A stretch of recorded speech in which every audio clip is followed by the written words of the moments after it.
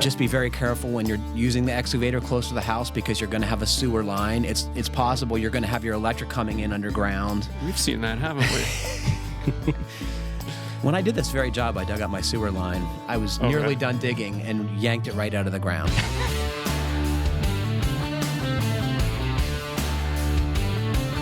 Welcome to the Fine Homebuilding Podcast, our weekly discussion of building, remodeling, and design topics aimed at anybody who cares deeply about the craft and science of working on houses. This is Senior Editor Patrick McComb. I'm joined by Associate Editor Matt Milham. Hello. Colin Russell, Director of Video. Hello there. And Producer Jeff Rose. Hey. Thanks for being here, gentlemen. You all out there can email us your questions at fhbpodcast@taunton.com. You can find previous podcasts and check out the show notes at finehomebuilding.com/podcast. Thanks for being here, guys. Yeah, it's good to be back. It's been a while for me. I know. It's great to have you here. You guys were on location the earlier part of this week. What were you doing? We were covering the installation of a Rumford fireplace. What is that, if you could tell me briefly? Hey, why doesn't Matt take over on that? It's an old-timey fireplace that this guy, Count Rumford, that wasn't his full name. He had a previous name, but he was like an American-born Brit who fought against the U.S. or fought against the revolutionaries and the Revolutionary War. Yeah. Oh, that's a tasty tidbit. And then went back to England and studied all kinds of crazy things. Like he did all kinds of work on firearms and thermodynamics. And one of the things he got into was fireplace design. And the design is characterized by its shallower and has sides that are angled more than a traditional firebox, right? Right, yeah. So one of the key discoveries that he came up with was that most of the heat that comes out of a fireplace is radiant heat. Mm-hmm. And so, yeah, he just was basically trying to come up with a method to try to direct as much of that heat into the room. So rather than having the sides of the firebox go straight back, which is kind of conventional, maybe even today for a lot of fireboxes, he angles them pretty steeply and tries to move the fire and the back wall pretty far forward. And is there any risk with having this fire like in your living room? Probably, if you have kids or pets. Well, the one that we shot, I guess, would be considered a hybrid because it wasn't as shallow as the traditional Rumford. Right. Yeah. The way this guy did it, he actually built it just as deep as a standard firebox, and angled those walls in so that it was directing heat forward. But you don't have those, I guess, concerns about the fire being right on the edge as it would be with a traditional Rumford. Sure. On the traditional, was it a 12-inch deep box? Or I've been going through some of Count Rumford's writings, and I bet that's fascinating. It is Count Rumford. dense stuff. I didn't see a lot of actual precise dimensions for a lot of things. I did see one where he was talking about making it 13 inches deep. And modern, it's aspect ratios, right? It's more about getting the angles right and making it tall. That's another characteristic of Rumfords is that they tend to be quite a bit taller than a lot of the fireplaces that were sort of mass produced or whatever in the 1950s. Mm-hmm. So they do look quite a bit different, and even this guy's hybrid looks quite a bit different. The firebox, anyway, we didn't. This wasn't a finished project. So did you guys get to see only the firebox being constructed, or was it the whole part around it too? It was really just the firebox portion. They were closing in around it. Mm-hmm. So as the main mason who we were following built the firebox, one of his assistants was in the background, backfilling. Cool. But actually, this leads right to the first question. That's pretty cool, right? Yeah, it's a good dovetail. We're all about dovetails. We could be fine woodworking. Yeah, probably not. Probably not. Should we get to Spencer's question? Do it. Spencer writes, I recently purchased a home in northern Illinois. It was built in 1989 as the model home for the community. It's a beautiful masonry fireplace. My wife and I love to use it as often as we can. However, there is no fresh air or makeup air in the back of the chimney, so the only air I have to feed this fire and send it up the flue is already conditioned air in my house. So I've asked 2 different contractors in 2 different fireplace stores to install a vent, and they act like I've got rabbit ears or something growing out of my head. So he wants them to construct a makeup air supply close to the firebox. He says, I'm starting to feel like Will Ferrell in Zoolander. It's all the same look. I feel like I'm taking crazy pills or something. Have you seen this movie? I did. That's a really funny scene where he does the crazy pill thing. I should maybe watch that. So his question is, this is a thing, right? Any idea how I can stop sending money up the flue? I would say don't burn your fireplace. Yeah. Cap it off. No. Get one of those. I don't think that's what he wants. He likes the fireplace, and who can blame him? Inserts. Yeah. No. So what is the problem here at work, Matt? You've been digging into this in reference to this story, right? Yeah. Well, fireplaces and tight houses are kind of a bad idea. Like, you're always going to be sending a lot of air up the chimney, and those flues are pretty big. I mean, yes, you're talking of hundreds of CFM, right? Yeah. So, I mean, one idea is to open a window to provide some makeup air, but code actually. But he's not having trouble with the thing drafting or working, so right. it's not going to help. Right. So that's not going to help that. But that's going to supply his makeup air too. You know, I mean. But you're going to be sending air up. You're not going to be able to supply enough makeup air to this probably to make up for the amount of air that's going up the flue. This mason that we worked with, he did put makeup air because it's actually required in the IRC that you provide makeup air to fireplaces now. Really? Yeah. So since when? I don't know. I haven't gone back through all the versions of the code, but there is a provision in there that basically says you have to have this. I was poking around 2012 this morning for this very reason, and I did not see any mention of makeup air, so that might be a newer provision. Yeah. That's usually the code cycle I start with, because that's the most common one in that's accepted. And I probably should have started there. I started with 2018. So are there even any states on 2018? I don't know. I think Maryland is probably the only one who's adopts it as a statute. Yeah. But anyway, the makeup air intake that he put in was, I want to say, about, 2.5 inches? Yeah, he was calling it round. 3. I believe it was a 2.5-inch pipe. Yeah, so nominal 3-inch, 2.5-inch pipe. And you need to move hundreds of your cubic flue feet. is probably like 16 by something. It's not an equivalent hole. It's not an equivalent hole. Yeah. I mean, what strikes me here is, typically when we hear fireplace problems, right, it's backdrafting. Right. The house is getting depressurized from the dryer or what have you. He's not really having a problem. He doesn't need makeup air. It's functioning fine. At least he's not saying it doesn't. Yes. Yeah. So it's really almost a theoretical one. Could you supply makeup air enough so that it won't draw on the house and suck the heat on the house, right? Well, is that what he's getting at? Yeah, and actually, I should say the supply air isn't required if you have mechanical systems that are providing makeup air and either creating like a neutral pressure or positive pressure in the house so that you're not backdrafting. So yeah, you can, if you've got some kind of mechanical system, you can get away with not having the makeup air in the firebox itself. Right, but I mean, he's getting away with it now. Yeah. It's functioning fine. What his concern is really isn't the air that is burning going up the chimney, the conditioned air. So could he sort of sidestep that and give it sort of another pathway to breathe from? And I'm like, if you do that, wouldn't you then want to put a glass door on the front to really separate it from the house? That's my solution is to skip the fireplace altogether and get a wood stove insert, right? Yeah. Because a wood stove is much more efficient than a fireplace. And it doesn't have the problem that it's pulling. Fireplaces increase air leakage because that air has to be replaced somehow. So it's coming from somewhere because there is this great pressure of air driving that movement in. So a wood stove doesn't have that. It's much more controlled combustion. So, but you don't get the pretty flames, right? You have to look at the flames through a door. Yeah. And if you put a door on a fireplace, again, because most of the heat coming out of there is radiant heat, I think a lot of that's going to end up getting reflected off the glass. So it's not going to work. It won't work as well, probably, as you want it to. No. I say just burn more wood and heat the house that way. Yeah.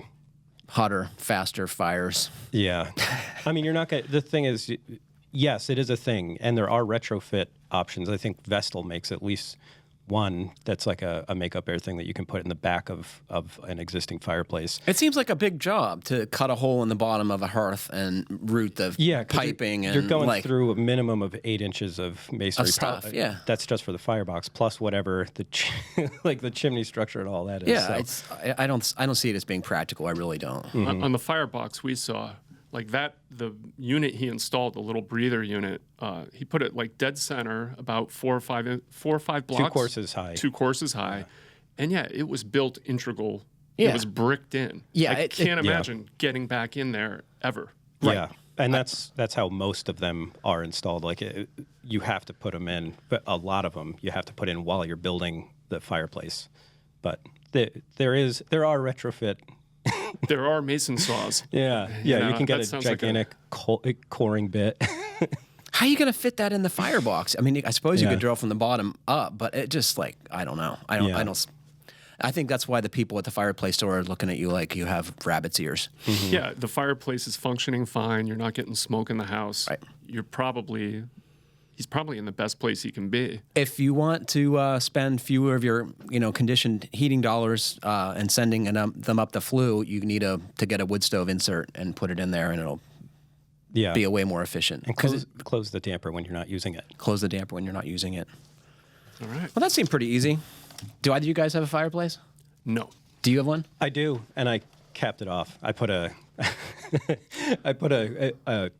tile the size of the flue on top of it and caulked it in with masonry caulk.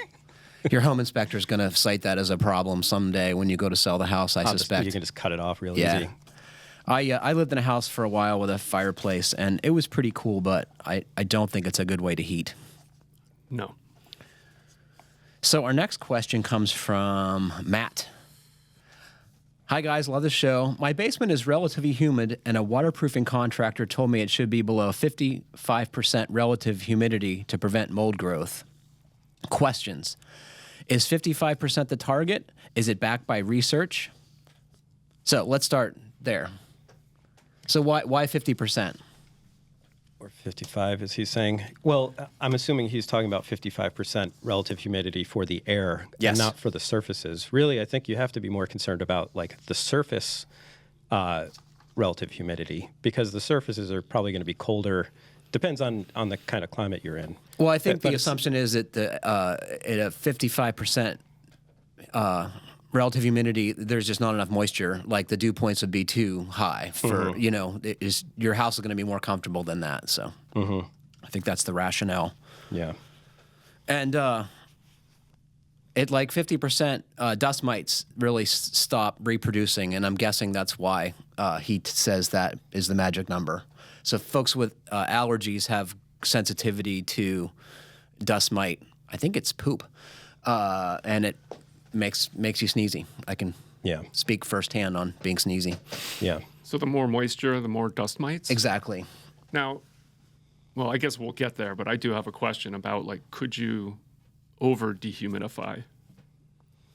Out of the comfortable range, yeah. It would make you get nosebleeds and stuff like that, but it's probably not a serious human health risk. But if you guys have ever been in, Arizona in the summertime, you know the kind of conditions I'm talking about. Mm-hmm. It's terrible.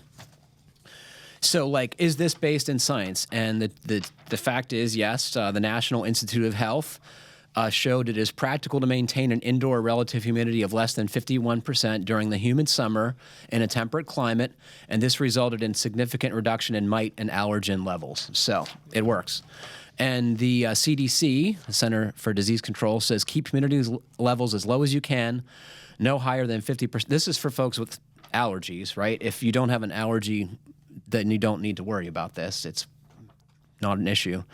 An air conditioner or dehumidifier will help you keep the level that low. Bear in mind that humidity levels change over the course of a day, and changes in moisture in the air and air temperature, so you need to check the humidity levels more than once a day. So there you go. So that's why, and it is science. Yeah. And he writes, our basement is finished, so I'd like to avoid setting a dehumidifier in the living space. Is it possible to install a dehumidifier in a closet and duct it through the wall? The sump is in an under stair closet, so I could add it there. So what about this question? That seems like a bad idea to me, but I imagine there are systems. Well, I mean, if you're just getting one of those standalone units and trying to duct it like that, but there's got to be other solutions, right? Well, there are ducted dehumidifiers. Yeah, so that's what you need. Yeah. So we have a picture of one. There you go. There you go.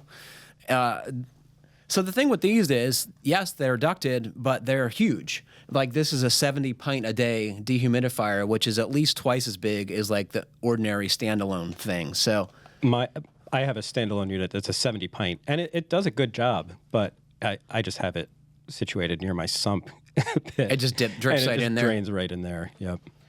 And that was his other question. Can he just drain it in the sump? And the answer is sure. As long as the sump has a lid. If it doesn't have a lid, you're just taking the condensation out of the air or the moisture out of the air, and then it's evaporating again from the sump basket. So if it doesn't have a lid, then you're not getting very far. Yeah, to some extent it'll evaporate. It won't return entirely to the air, but if you're reducing that relative humidity and then putting a place for it to evaporate, it's going to be easier to evaporate. Yeah, for sure. So this unit I'm looking at here, this Ultra Air 70, it's actually a printout that I brought in. They call it Ultra Compact, and it's 22 inches wide, 12 inches high, 12 inches deep. So it's really not. I mean, if he has a closet space. Yeah, totally. You know. And it's got what, like, is it a 6 or an 8-inch duct on there, Colin? Yeah, I mean, it looks like a 6. No, yeah, it's an 8 actually. And then so one side is in and one side is out. I believe so. Yes. I think that's a great solution, and putting it in the closet would definitely make it quieter. And this kind of leads to my question earlier: can you over dehumidify? So let's say it is a 70 pint, so maybe it's a little larger than you need. I mean, this can be used for a whole house application. Right. Is it going to hurt him that it's bigger? I mean, what he needs to be doing is testing, right? Different times of the day or different times of the year, and finding what his setting needs to be, I'm assuming. And I'm told that it's difficult to buy a good hygrometer. I think it's Accurite is the one that folks on GBA are always talking about, is the one that's actually pretty accurate and affordable, and you can buy them on Amazon. But like if you go to your normal hardware store and try and buy, a hygrometer to know what your indoor humidity is, they're terribly inaccurate. So don't even bother. Yeah. If you have to drain a 70 pint thing every day, because before I started draining that thing, 70 pints, I would be draining that thing at least once a day. It's amazing how much moisture. And this was just in the basement. At twice a day, you said? At least once a day. Mm-hmm. Yeah, in like probably July, when like the humidity starts to really go up. And you forget about it, right? It's easy to forget. Right. Yeah, because the thing just turns off. Mine has a humidistat on it, so you can kind of like set it at whatever level you want it. I think it goes down to 40 or 45% humidity, and if you keep it that low, it's going to run all day. Yeah, it'll fill up pretty quick. So what's the solution to that? Like I said, just run either a washer hose or a garden hose from that right to the sump. For this particular model, I think they want that hose to be relatively short. I can't remember exactly what the thing was. It's a frigid air unit. Yep. But you can also get a condensate pump, which is a little box, and it's got a float inside. You run the hose from your dehumidifier into it, and when the water level reaches a certain height, it floats that float switch up. It turns on, pumps it to somewhere, laundry sink, outside. What you don't want to do is like dump it right next to the foundation, because then it's going to just come back through the masonry or concrete, so that's a bad idea. He asked for a recommendation on brand. I can't really give one. I don't either. It's like, I mean, I always just, if I have a plumber, I go with what they want to install, because they're going to be surfacing it. Yeah, and they know what they have problems with or what they don't. Yeah. Yeah. And my experience is that the compressors, the inside parts are all made by the same two companies anyway, so I have a feeling there's a lot of private label dehumidifiers. So that was a good question. Thank you, Matt. Not me. The other Matt. One of the other 7 million Matts. So we've had pretty straightforward questions, right, to this point. Now it gets really kind of hairy.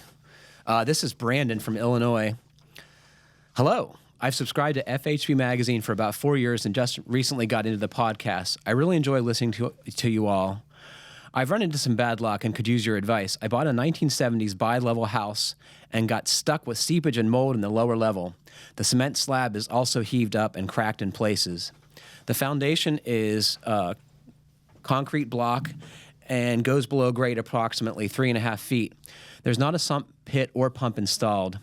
I had a few of the big waterproofing companies in my area come out and quote me around $7,000 to install an interior remediation system. Each of them believe the floor heaving was caused by hydrostatic pressure and the freeze-thaw cycles over time. Although I've only had the house for 2 months, I've seen some water coming in through the concrete block and also dampness where the floor meets the wall. I'm sure this spring will tell me a lot about the problem. They all want to remove 12 inches of concrete around the perimeter basement slab, install drain tile in a sump pit, and then re-pour the concrete and include a piece of code between the floor and the wall to catch any water weeping from the block. They also want to drill holes in the blocks to further the weeping. They all claim this method is better and has a longer warranty than a traditional exterior drain tile, and it's also less expensive. Since the footer of my foundation is less than 4 feet below grade, I was considering digging up the outside of the foundation myself, parging the block, applying waterproofing coatings and membrane, drain tile, and then either have it drained by gravity if possible or install a pit and pump. We aren't using the lower level of the house until this problem is fixed, and I can install everything that was ripped out down there.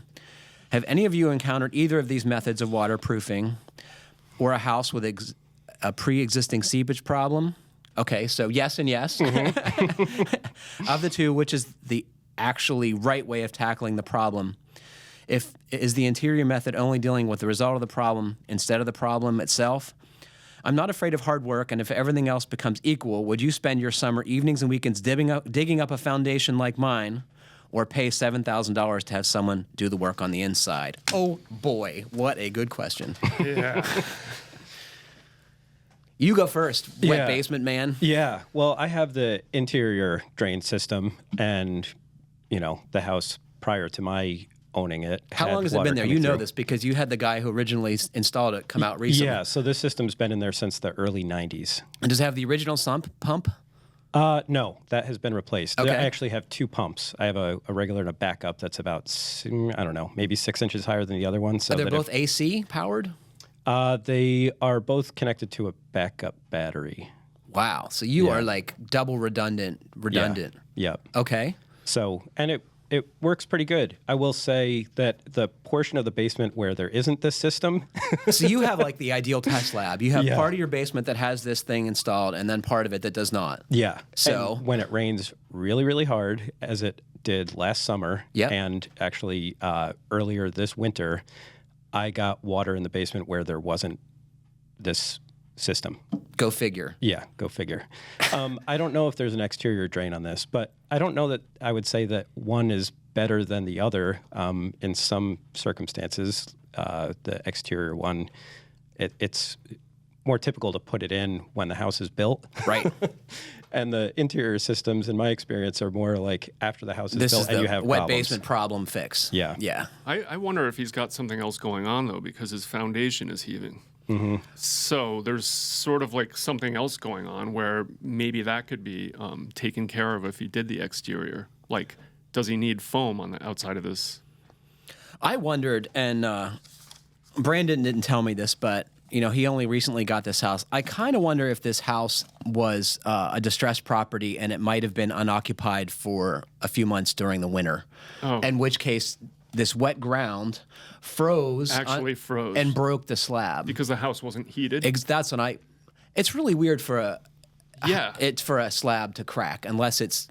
I've seen it happen when they're what people describe as rat slabs, which is just meant to keep insects out of or insects and animals out of a crawl space, right? So you pour a 1 or 2 inch layer of concrete, and those break up. But like 3 or 4 inches of concrete, they don't heave; they crack. Yeah. Yeah, unless the ground wasn't properly compacted, or we don't really know what the assembly looks like under there. And right. It could be on expansive clay soils, and if there's water getting into those, then. And Brandon did say he was in an area with clay, so that is a potential problem too. Yeah. So what would you do, Colin? Oh boy, my tendency would be, especially because the foundation doesn't go that low, like it's not very deep in the ground. Yeah. I'd rent a mini excavator and I'd scrape it all away. That's what I did in my house in Vermont. So. Yeah. Were you happy afterwards? Oh, we didn't have any problems afterward, and it was surprisingly affordable. Right, I think the excavator was a few $100 to rent. It was a couple truckloads of gravel and some perforated pipe. I had a sloping lot, so I could easily drain it to daylight. We don't know what Brandon's situation is, but if you don't have enough topography or slope to run that pipe to daylight, you have to dig a dry well, fill it with gravel, and hope it has enough capacity to absorb water from the biggest storm event you're likely to experience, which is a big if. Certainly, but he also said he was willing to put in a sump pump outside. Can you do that? I've never heard of that, but especially in Illinois, it seems like a problem anywhere it's going to freeze. Yeah, the thing's going to get cold. I mean, I don't see any reason not to just do it on the inside. $7,000. I don't think that it's going to cost that much less for all the materials and time to do this on the outside, because once he puts his waterproofing on, you're crazy. Cleans the heck out of that. Yeah. Foundation, stem wall. And he's going to put dimple membrane. Yeah. And pipe. And does all that. He's still going to have to put in the tile. So. Well, what about the difficulty in finishing this basement? This was living space. Like now you got this weird cove molding around the perimeter. Mm-hmm. And it goes, you can't even really see it. Like you'll still be able to build a wall in front of it and you won't see it. How do you deal with the plate of the wall? Is it set on the outside? Like, is the drain? Yeah, the drain would then be essentially between the wall. Yeah, and the masonry wall. Yeah. So what they do is, they take out that 12 inches of concrete back to the foundation wall. They drill holes in the bottom of the blocks, and any water that gets in there just comes out through those holes, gets basically redirected into the drain tile that they put in underneath the slab. That coving just kind of like makes sure that water gets in there, and then they just cover it back up with more concrete. And then you can just build a wall basically on the interior. Interior of that. So it's a closed system. Mm-hmm. Oh, okay. Yeah. I don't know about Matt. Not sure I agree. It was pretty easy to do the one I did, and you're definitely fixing it if you go to the outside all the way down to the footing, and assuming you can get the water to go somewhere. Well, that's why I would say the interior version may be a little better, because then you're at least keeping that sump. If you're going to have one anyway, you're keeping it warm. Right. I guess anything with a pump and a motor and it requires electricity. So like, when does this stuff stop working? In a downpour, when there's high winds and the power goes out, and then you have no pump to pump out your basement. So I'm always worried. But you have battery backup on your two pumps. Mm-hmm. But he's going to end up with that problem then, even if it's on the outside, I would think. It's like the water's still going to sit there. It may not go through the wall then directly because you have it waterproof, but there's nothing keeping it from going underneath the footing and back up on the other side. Yeah, but if you have it backfilled next to the footing with pipe and stone, like there's not enough head pressure to come in. It wants to go with the path of least resistance to. Yeah. So you have the tie-breaking vote. Yeah. Listen, if it was 8 feet in the ground, I'd think twice about it. It's 3.5 feet. It's not that deep. A mini excavator. Like, don't use your back on this one. Right. It's a day of digging. It's a day of digging, and if you want, take the week. Rent an excavator for a week. It's $1,200. Right. And take your time, dig it slowly, and have a dry house that's not, doesn't need this mechanical device to keep it safe. Mm-hmm. I'm with you. Yeah. No, if you can do it that way. I would say just be very careful when you're using the excavator close to the house, because you're going to have a sewer line. It's possible you're going to have your electric coming in underground. We've seen that, haven't we? When I did this very job, I dug up my sewer line. I was nearly done digging and yanked it right out of the ground. That was a bad day. Yeah, I ripped mine out too. I met my neighbor though that way, because he saw us doing this work, and he was a chef in the neighborhood in the the town where we lived, and he saw us out there all day, and he's like, "When you guys are done, come over, I'll make you dinner," and that was like one of the nicest things anyone's ever done for me, because I was very hungry. I had to fix the sewer line before I could even get a shower to go over there. Well, call before you dig. There's a link I'm going to put up on the podcast page, show notes. There's a Green Building Advisor article called Taming a Basement from Hell, and it talks about dealing with a wet basement and what they did to solve their problem, and it seemed like a pretty good solution. So that's probably better advice than we're offering. Okay. This is Jeff from Central New Jersey, also has a basement question. Hi, guys. Love the podcast. I look forward to it every week. I'm gearing up to finish my basement and would love your input on my wall, ceiling, and floor assemblies. I built the house myself 3 years ago. The basement space its main use will be for my 3 boys, all under the age of 5, to burn energy when they can't go outside. I can't imagine why he needs a basement rec space, huh? 3 boys under age 5. Yikes. I should add that the basement is bone dry. As a civil engineer, this is something I paid particular attention to when building. Is he bragging there? Maybe. It's a little. I think there might be a little, Wonder what kind of engineer he is. Civil. Jeff, let us know what kind of engineering you do. Question 1. For the walls, I'm considering 2 options. One is to frame a conventional 2x4 stud wall in front of the existing poured concrete foundation. I would leave a 1-inch gap between the concrete and the stud wall. I would then have 2 inches of closed cell foam installed on the concrete. The gap between the framing and the concrete would allow the foam to create one continuous layer. I would then drywall the walls.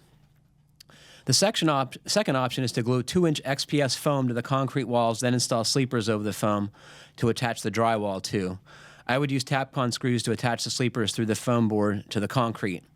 I'm leaning toward option 1, although it's more expensive, and I would lose a little room due to the additional wall thickness, but I feel it would be a better product. Any thoughts? All right, let's do this question, and then we'll do the next one. I don't know that it would be a better product. I mean, he's still only talking about putting 1 inch of spray foam against the wall versus 2 inches of XPS. Mm-hmm. And then, I mean, you can just put those 2x on the flat, Tapcon them right through the foam, and drywall right to that. I don't see a problem. There's a solution. Well, that's a combo of his, though, right? Because on his option 2 was the EPS on the wall and then... furring strips, right? Furring strips. So you're sort of... for me, if I was going to do the full 2x4 wall, I'd do it because I could get more insulation in, and I'd have place for wires and electrical. Sure. So if he wants to outfit the space, I think that's the way to go. You don't have to spray foam. You could put the EPS up the 2 inches and then put your stud wall. Whether you do it on the flat or traditionally. If you did it traditionally, you could then fill it with fiberglass or something. Or mineral wool. Mineral wool, yeah. Yeah, but you also just have to make sure with your local inspector that they're going to pass that as a fire blocking method. I think as long as it has a top plate and doesn't exceed 8 feet, I think that's legit, right? Yeah, the top plate has to, and you also have to have something that goes basically over the top plate and back to the wall. Back to the wall. The foundation wall. Yeah, back to your foundation mud sill. I like that idea too, except I'd use steel studs. Steel studs are awesome in basements. They're awesome for partition walls generally. They're super easy to work with. You have like 2 inches of leeway when you cut them to length, They're cheap, they're light, and they don't mold and rot. So that's a good one. There's also a kind of XPS, and the green building community would tell you not to use XPS because of its environmental impact. It has a blowing agent that is really tough on, as a tough greenhouse gas, 1,000 times worse than carbon dioxide. So those folks would want you to use EPS or polyiso. Polyiso is good, but you can't let it touch the basement floor. You have to leave a gap or put some other kind of polystyrene between it because it will lick water like a sponge. So you want to prevent that from happening. Okay, question 2. For the ceiling, I am mostly concerned with sound transmission. The first floor above this area is all hardwood. The first floor joists are 14 inches deep, TJIs spaced 16 inches on center. For the ceiling, my insulation subcontractor recommends R30 unfaced fiberglass batt insulation over 4 inches of rock wool between the joists. I would then install half-inch drywall to the floor joists. I saw a video that said a better system to stop sound would be to install 2 5/8-inch layers of drywall with a layer of glue between the two to create a small gap. The video said the additional drywall would act better to absorb sound than the fiberglass and rock wool. So what are your thoughts on this as the sound guy in our team today? Well, My thought on the additional drywall, I think sound transfers through solid materials. So if the drywall is attached right to those joists, like a sound on the floor from above is going to transfer right through that drywall. So by adding the second layer and having some kind of goop in there to create a barrier is what's stopping the sound from going. So there's other systems. People have been using those aluminum strips. A resilient channel. A resilient channel, and putting, I think if you do that, instead of a first layer of drywall, you do a first layer of chipboard. It's got Donna Cara board. Are you making this up? No, it's called, what is the name of that? It's got a funny name. DKNY board? No. Yeah, right. So the thing with sound is it travels through light materials easily and things that are coupled together, right? That's the thing you're talking about. So yes, and it moves through the structure. It moves through the structure. So in a way, just like you do a thermal break yes. in framing, you want to do a break with maybe your finished ceiling surface. So there's a couple ways to achieve that.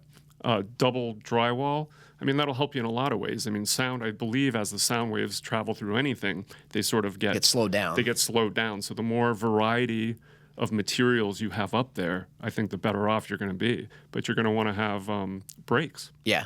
So the resilient channel is a really good idea. The other thing I've seen people use is a material called mass-loaded vinyl, which looks a lot like vinyl flooring, except it's got something in it that makes it stupidly heavy. So it's the heavy and flexible that does a really good job of stopping sound, and that's commonly what people use in their home theaters to keep the sound from spreading throughout the house. That's almost vinyl fabric. It's looks like vinyl sheets. Yeah. I've actually used that. It's very heavy. Very heavy. Very expensive. Very expensive. Yeah. Very effective. And very effective. Yeah. Jeff has some experience with that. Yeah, because it's 1 pound per square foot, so it's about the same density or the same mass as half-inch drywall, but it's only 1/8 of an inch thick. What did you do with this, Jeff? It was sound isolation for a studio. And did you also use resilient channel or some other means to decouple the finished wall surface? No, because this was a retrofit. So. Mm-hmm. So.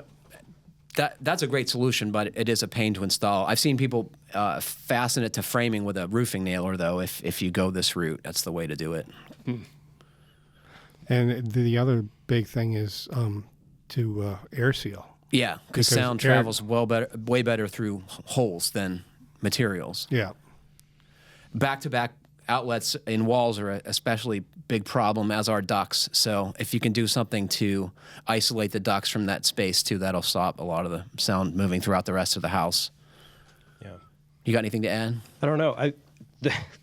The insulation that the guy was talking about. That doesn't seem like it's going to work at all. Unfaced fiberglass bats over 4 inches of rock wool. Rock wool, I think, is kind of a good, frequently used for sort of deadening the sound, between partitions. And they actually do make sort of acoustical sound control product. And the one I'm looking at here is only 3 inches thick. So I don't know. Dumping as much insulation into there as this guy's talking about seems a little overkill maybe to me. I think so. Especially if you maybe, use the resilient channel and seal up all that air and just use the 3-inch thick acoustical bats. I think it'll probably be good. I think we should fill it. You do? You think it would help? I don't know. It's more of an intuition, like you're leaving a space in there, a cavity. Mm-hmm. So there's nothing slowing down sound waves. So when you have I know this because I did an article, a lifetime ago, building a home theater in this very expensive home in Greenwich, Connecticut. And if you have a stud wall and drywall on both sides, it can actually act like a drum, and it actually amplifies the sound on the other side. But if you put fiberglass or some other kind of deadening material, it does improve it, but not to the effect that installing resilient channel or mass-loaded vinyl or multiple drywall layers will. Yeah, I just think if you're going, he's starting from the ceiling down, fill it. But yeah, I would use acoustical rated insulation and drywall for that matter. Yeah. There are these special drywalls too, but that are designed for sound deadening, and they often have vinyl in it or some other heavy material, and they work well, but they're expensive. Okay. Next question. At the time I was building, I didn't think to install foam board under the 4-inch concrete slab. Why do people do this? Like, you could just I thought he said he was an engineer. It's so easy to do it. Okay, so he didn't put the insulation on the concrete slab, so now the slab stays cold in the 50s year-round. My initial plan was to install a vinyl tile floor directly over the concrete, but I'm thinking this would be too cold and not comfortable. Plus, if there was ever a moisture issue, there's no way for the slab to dry. I've been looking in at the dimple membrane structures such as Delta FL or DMX. These are made by a company by the name of Dorkin, which is headquartered in Canada, to create an air gap or act as a thermal break and allow any moisture in the slab to dissipate. My problem with these systems is that most of them require you to install plywood or OSB over them. Aside from the additional cost and labor, I'm not crazy about having wood over the concrete, even with the membrane. Any moisture that gets through the membrane would get absorbed by the wood and it could cause problems down the road. I've seen some of these systems don't require the use of the wood layer between the membrane and the flooring. Have you seen these systems in use? I'm curious how they work and how they will hold up. Well, anyone? I don't know anything about this, but I mean, it sounds like, he doesn't have a wet basement, so he's not worried about water coming up through the slab. Any moisture that he's going to be getting is going to be condensation. So as long as you don't have damp air touching that concrete, you're not going to have water problems. Potentially. Yeah. And he also seems like he's concerned about just having a cold floor in general, right? Mm-hmm. So using a membrane and a plywood floor would give him a break. Yeah. There you go. I think it's the best possible solution for a bad situation. It would have been way better to install a couple of inches of insulation under the concrete slab and eliminated all these problems. I don't get why people don't do that, but it's water under the concrete at this point. Yes. On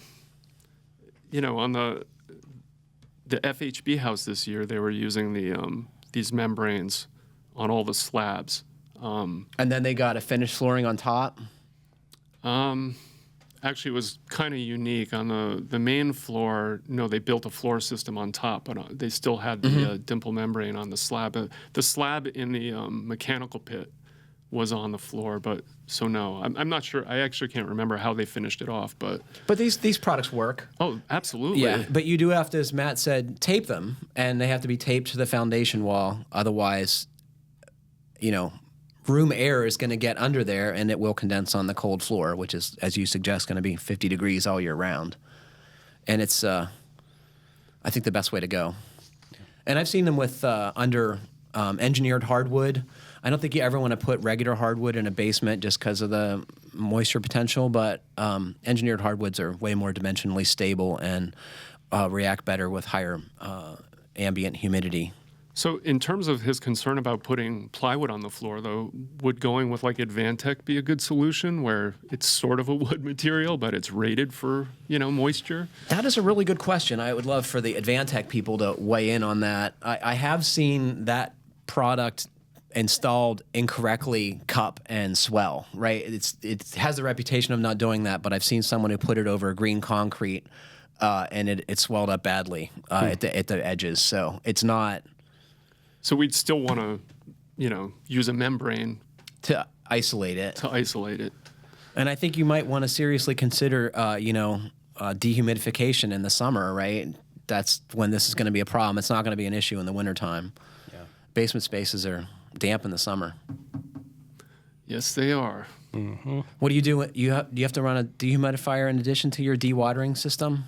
I do, just because, it seems to get a little bit musty down there. And like I said, I'm pulling at least 70 pints out of the air every day, it seems like, in the basement in the early summer at least. So, I have to. I don't know if I'm getting 70 pints, but I'm dumping my dehumidifier daily in the summer. It's not running at all now because the air is drier and my furnace is doing all the dehumidification. Mm-hmm. So I hope that's helpful.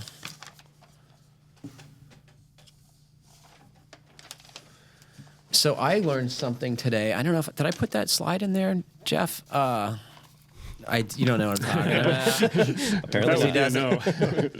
That's it. This one? Yeah.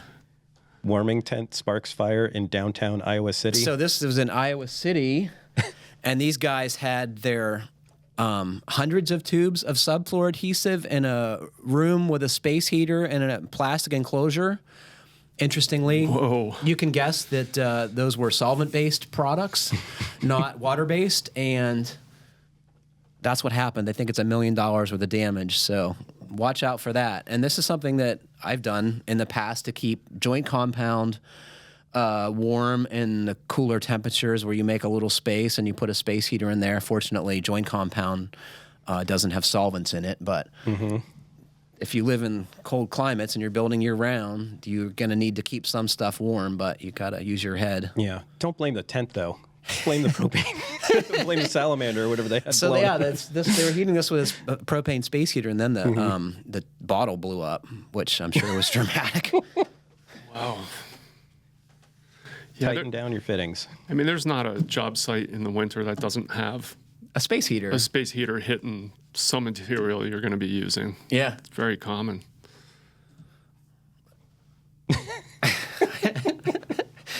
I was surprised at how durable Tyvek is in a flaming situation. Yeah. Right? I figured that stuff would just melt right off the building, but it's... Yeah, it looks like just where the flames hit it, and then it didn't carry through the rest of the Tyvek. I don't know how that happened. Unless the wind just blew it out. Apparently, the winds were an issue with the spread of this fire. Like, it was a windy day when it caught. And what do you think you tell your insurance agent when you make that call as the builder? Jimmy did it. Yeah, someone gets the finger. Someone gets pointed to. The sacrificial employee. Yeah, that's a serious situation there. Well, there's one thing I wanted to mention about Jeff's basement design. And he's talking about drywalling. I would definitely use fiberglass faced drywall down there because the paper stuff gets moldy really easy. The fiberglass drywall is a pain to work with because it's pretty fragile. And then you have to skim coat it. And the way I did that was like progressively wider strips of compound in one application, let it dry, and then do the bare spot in between, and you eventually get a full coat on the whole thing. And it worked pretty well. Cool. Did you ever use this? No. This is like Dense Glass or? Yeah, except Dense Glass is an exterior sheathing. They make a similar product for interior, and it's not as expensive. Okay. I think the facer is much flimsier because this stuff is a bear to work with. Like, you have to be careful when you carry the sheets that they don't break, unlike paper where you can almost pick it up and it can bend. In other words, they're floppy. actually brittle. Oh, they're floppy and brittle? Yeah, they're floppy and then they break. Use Durock. Tile backer? Yeah. Well, that's a solution. I was in Andy Engel's basement space the other day, and he has built a commercial bakery in his basement for his wife, who's starting a business. And I've never seen so much subway tile in my entire life. Like, the entire floor to ceiling of the walls on all four sides is, and this is like a 2,000 square foot house, so it's got a big, and this is just covered with it. Really? Yes. I think he told me it was 2 tons of tile. Wow. Jeez. Man. And is that required by the health code or something? Yes. Or okay. Yeah, so you can have these fiberglass reinforced panels or tile, and the tile was the same price as the FRP panels. Obviously, the labor's higher, but since he was doing that, he said, that's free. Yeah, looks nicer. It looks great. Yeah. It looks really nice. It kind of reminds me of what the, Art Deco subway stations look like in Manhattan before they got all disgusting. Where the bums beat all over. Well, unfortunately, that is all the time we have for today.